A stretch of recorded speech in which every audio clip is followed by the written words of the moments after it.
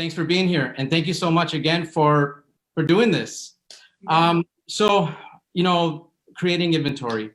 We have a lot of material that we want to get into, and it's really a topic that everyone in the business knows, how serious it is. Before we get started into the material, just want to talk about you a little bit. So originally from Texas, right? Yeah.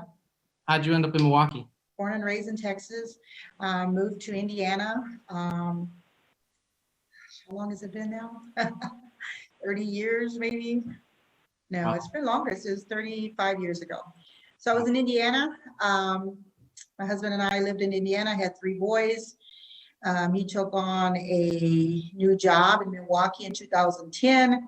I stayed back. We were going back and forth. So finally in 2012, I decided we needed to just come on over. As I did in 2012, I started as part-time. In 2012, I had my youngest son who's special needs, needed to get him situated. That took a little while to find, housing that I was comfortable with. Then I took off full-time in 2013. Okay, awesome. Well, I'll tell you what, you've done so well, and we're going to get into a lot of what you've been able to do here and how you've been successful. With creating inventory, as I mentioned, I'd like to kind of just dive right in. Okay. Listings. Let's talk a little bit. Some of your strategies. I know networking was really big for you, right? Especially being new to the city. Can you talk to us about that a little bit? What's that? Can you talk to us about that a little bit, networking? Okay, so of course I came here, I knew nobody, I didn't have a database, so it's about starting all over, just like, a new agent. Fortunately, I did Buffini and Company in Indiana, and that was my saving grace when I moved here, because we learned so much from Brian Buffini. For those of you who know Buffini and Company, I was able to go out and do some networking, build those relationships, get clients. I started out with reaching out to, Latino agents, or, one of my, like I mentioned before, one of my mentors was Angel Caprices, who used to be an agent with Remax. And he introduced me to some leaders in the community. I knew I wanted to work with the Hispanic community. And then I got to know some of the counselors, our colleagues, the loan officers, great people. I learned about grants, which we didn't have in Indiana. So that in itself was new to me, but yet it was exciting to be able to have those available for our first-time home buyers, so we can help educate them and inform them about, the help that's available, that yes, they could buy a home, that, there was more opportunities out there for them. And then with networking, you're just reaching out to our colleagues, doing Popeyes. Is that what Brian calls them? You know what I'm talking about. Oh, yeah. And I enjoy it. It's again, building those relationships and being able to build that database, even with our clients, our past clients. You reach out to them and they're just so excited to hear from you, and they give you referrals. Referrals is huge in my business. Right. And you know what? And that's so key. And, with the networking, I mean, you've done it so well. And as we kind of zero in like on the listing part of it, let's talk about database. You mentioned Buffini. I'm very familiar with the Buffini system and the items of value. How important is it, right, with working the database, right? Staying in touch with people, because you got to be top of mind, right? It's huge. I mean, just think, you work with someone 5 years ago. Let's just say you work with someone 5 years ago. And, in today's market, people don't really stay in their home 30 years anymore. I mean, it's 5 years, they're moving up, they're moving out, they're, moving down. So you definitely want to keep in touch with them. These are people they're going to buy again, they're going to sell again. So, it's very important. And it's sad that, if we find out that someone we worked with 5 years ago went and sold their home and purchased with someone else. And it's not that they didn't love you. They probably loved the way, they just forgot about you because you didn't stay in front of them. So that's why it's important. With Buffini, I send out my letters every month. I probably send out about 150 every month. Yeah. I have a full-time assistant, so I'm able to keep up with that. But it's important to stay in front of them. as Yes. well as with your colleagues, with the counselors and colleagues, people you work with. Yeah, no, I agree fully. I mean, and I think that, that's something that I've learned over time, just the importance of staying in touch. I think a lot of times agents that are new in the business don't always appreciate that part of it, like after the sale, like staying in touch, because they will use you again. So Mhm. that kind of, we can tie that in now to like past clients referrals. So we talked about working your database, we talked about the networking. So let's get into a little bit more about like the listing process. So you get Okay. a referral from your database. Mhm. What's it like for you on like, how do you do your listing appointments? Okay, so someone calls, says, Janie, I'm interested in selling my house. First thing I do is like, okay, we need to go see the property. I need to see the property. It could be some, past client. I've sold them the property, but maybe they've done some updating and so forth. I need to research this home and start, or maybe it's someone that was, for example, I've never worked with them before, but they were referred to me. So I need to go preview the home. So I call it a listing review. Okay. But before I go to see the property, I prepare myself with researching that property. What did they pay for it? When did they buy it? Who bought it before them? What condition it was in? And just get all the stats, okay? So I head to my listing preview, and then I take notes. I'm always taking notes. Okay, what have you done? Talk about the condition of the property, how much have been improved, and take all this information down so that I can bring it back with me to my office to run the comps. Because when we run comps, the CMA, we need to make adjustments. We can't just go with what's out there.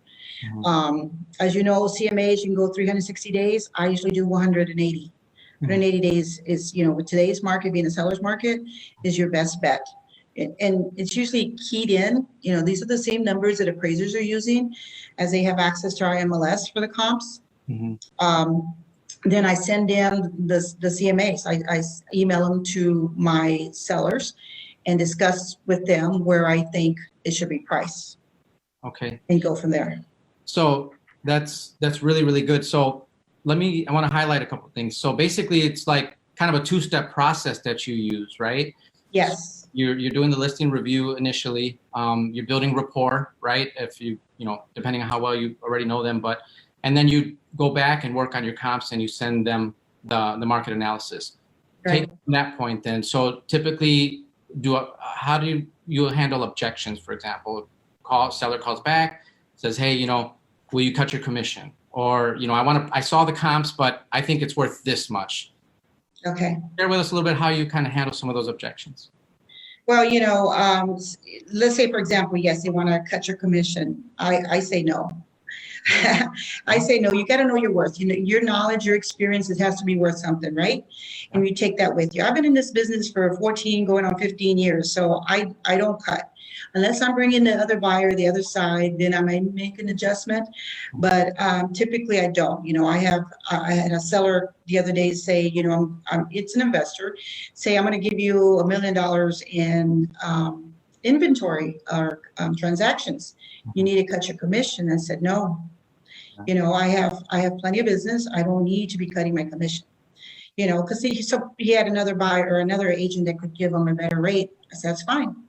But remember, when we comes to negotiating, and it's important, to be able to think out of the box and be able to negotiate. At the end of the day, you're working for your clients, right? So, and he came back, I got it. But say commissions and the other objections was, well, I want to price it higher. Yeah. I'm not necessarily going to say no. It just depends where that price is. If it's just 10,000 more, okay, listen, let's be realistic. You want to price it there, that's fine. But this is where the comps are coming in, okay? So if this is where the comps are coming in and you want to price it this, we'll do it. But within 2 weeks, 30 days, we're cutting it down. And we need to agree to that. And it's best to have it in writing. If you can get it in your listing agreement and say, okay, if we don't have an offer within 2 weeks, we're cutting that price down 5,000 or 10,000. Get it in your listing agreement, so you don't have to go back and ask to do it. You can just do it. Okay. Yes. No, that's excellent. I wanted to ask you about that because it really is like a judgment call that you're making, right? As far as the seriousness or the motivation level, because I think you have to really be dialed in and how you go about that, because if the motivation isn't there and you just take it at a high unrealistic price like that, then you're wasting your time, everyone's time, if the seller's not going to make any adjustments, right? So Right. how important it is with really making that judgment call, I think, is so key.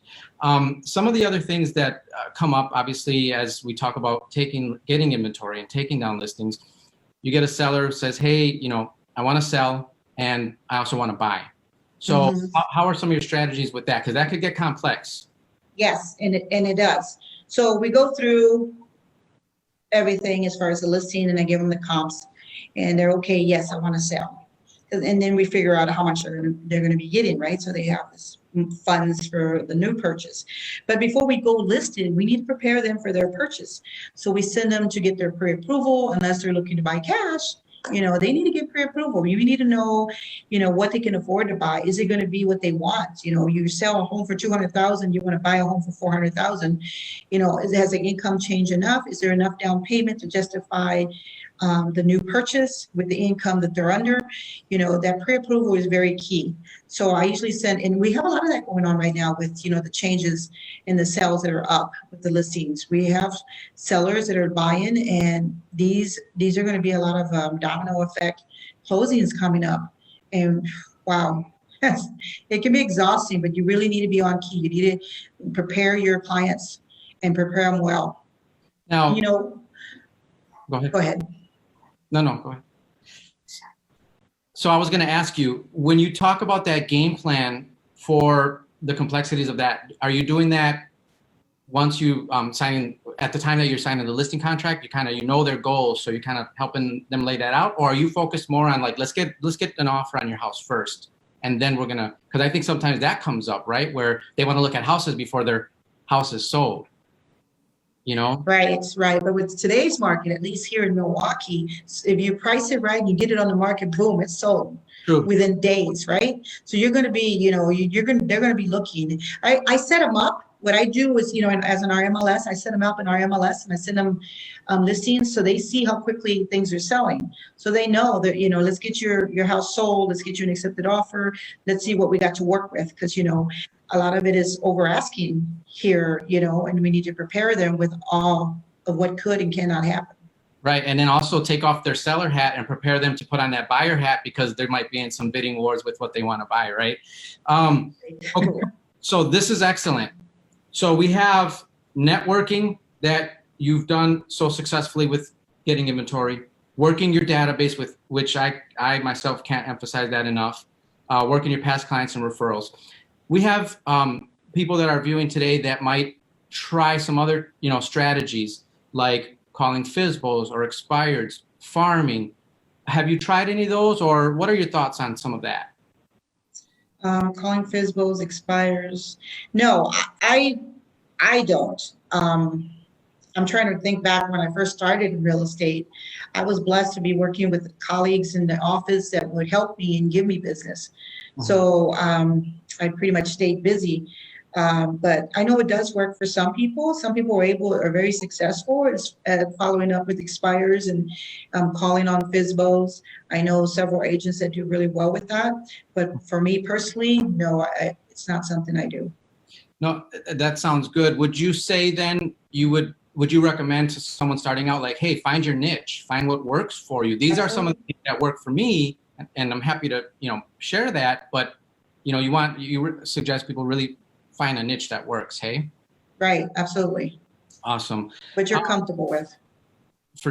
Definitely. So, obviously right now we all know, but we're in a pandemic and it's been very, very difficult. How have you adapted to the pandemic as far as your listing process? Anything you could share with us on how that's changed things for your, and how your approach on things? Well, COVID-19 has affected all of us as far as changing in the way we do things. But here in Milwaukee, we've been very busy, very blessed, safe. Hopefully all of us are staying safe. With the listings, taking on new listings, it's not about having an accepted offer the next day. With the time frame and keeping people at a distance, We have showings that are scheduled back to back, but not at the same time as we did in the past. We're using gloves, we're putting masks, we're, wiping stuff down. Just, when it's vacant, no problem. When the seller is living there, then it can take a little longer. So it's about really preparing our sellers and letting them know that to get top dollar, it's about giving them a few days to make sure we have all the buyers come through that want to see the property. Wow. When you accept an offer within 24 hours, I just feel like, okay, do you do your seller justice? Yeah. When you have so many showings that are popping up or people asking to see the property.